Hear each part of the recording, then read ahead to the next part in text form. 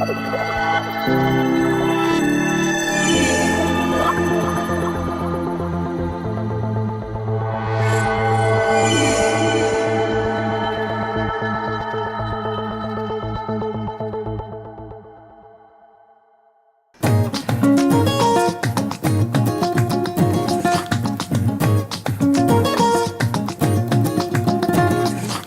Ateliê Vivo surgiu dentro do grupo de estudos coordenado pela Carla Giroto, que chama G Maior Que E, que é Grupo Maior Que Eu.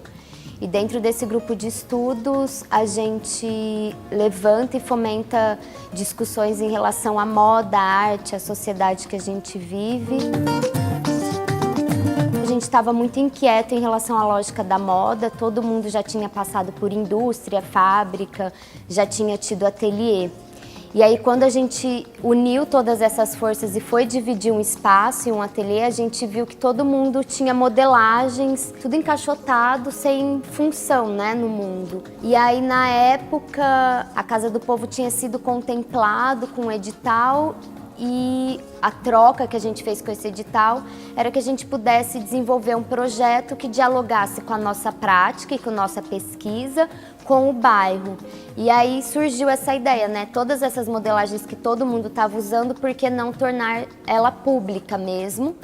E fazer esse paralelo e esse diálogo com o bairro, né? Porque hoje o Bom Retiro é um dos bairros que mais produzem moda, né? E de uma forma que não é bem vista, tem muito trabalho escravo e também tem muito trabalho que não é valorizado, essa mão de obra de costura, essa mão de obra de modelagem. E a gente começou a ver quão importante era a pessoa poder fazer a própria roupa, né? Você pode vir e pôr só essa parte para costurar. Quando a gente definiu que a gente ia ser uma biblioteca de modelagem, a gente pensou, vamos procurar mais modelagem também, porque senão ficaria só as nossas. Esse mercado da moda, né, ele é meio pequenininho, então é fácil de chegar nas pessoas, né? Sempre conhece alguém que conhece alguém. Então nisso a gente fez uma força-tarefa entre nós, né? Ah, eu já trabalhei na marca tal, eu fiz um desfile com tal pessoa, eu conheci não sei o que em uma festa. Então, nisso a gente foi chegando nas pessoas e foi trazendo as modelagens. Então a gente tem coisa do Alexandre Ercovitch, a gente tem coisa do Wilson Ranieri, da Fernanda Yamamoto, da Flávia Berserk. Então a Ateliê Vivo tem essas modelagens dessas marcas, estilistas com mais nome, né? E também tem o do público que vem aqui.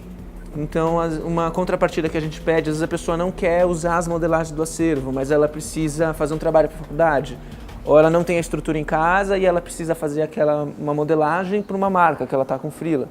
Então, o que a gente pede também de troca é fazer uma cópia da modelagem que você fez e coloca aqui no acervo.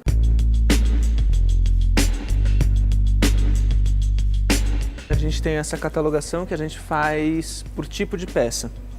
Então, aqui nessa arara estão as peças, estão os casacos, os vestidos e as peças também que a gente dá em aula. Então, elas são peças mais simples e a gente faz várias cópias dela. Então, estão 20 cópias de cada peça, né, que é a quantidade de alunos. Cada modelagem, então, ela está dividida dessa forma. A gente coloca o estilista, né, a marca que foi feita, o modelo, então, o nome da peça, o tamanho dela, então, algumas são tamanho único, outras têm toda a grade completa, né?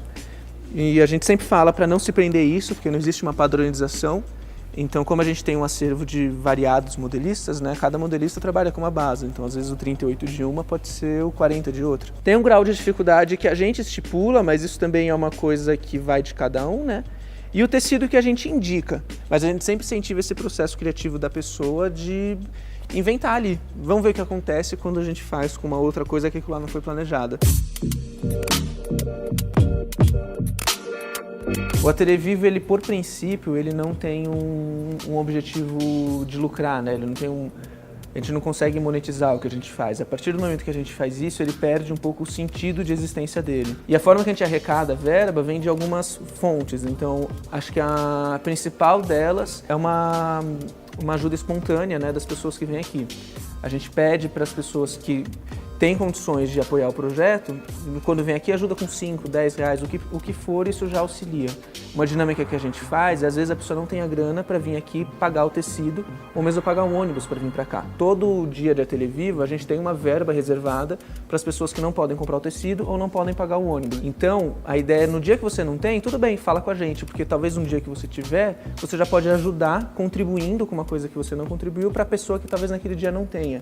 Então, a gente faz essa economia interna também entre os próprios usuários do Ateliê Vivo. Então, os próprios usuários se ajudam aqui para contribuir com a atividade. A gente não se vê como uma empresa, a gente acredita que a gente é mais uma ação no mundo. A sustentabilidade é um termo que a gente tem que muito repensar e construir muito precisamente para entender que papel que é sustentável aqui dentro do Ateliê Vivo, né? Então, a gente acredita que você participar de todo esse processo, você começa a fazer uma reflexão, né, sobre o seu modo de consumo, quanto tempo demora. Então, você vai ficar aqui 7 horas produzindo uma peça e como que a gente consegue comprar uma roupa de 20 reais se você demora 7 horas para fazer? Cada um fazendo o seu pouquinho, a gente consegue construir um imaginário, né, do que é retomar essa mão de obra, essa memória que tem a roupa, né? Então, o Ateliê Vivo é isso, é uma vontade que todo mundo tenha e retome essa autonomia do fazer.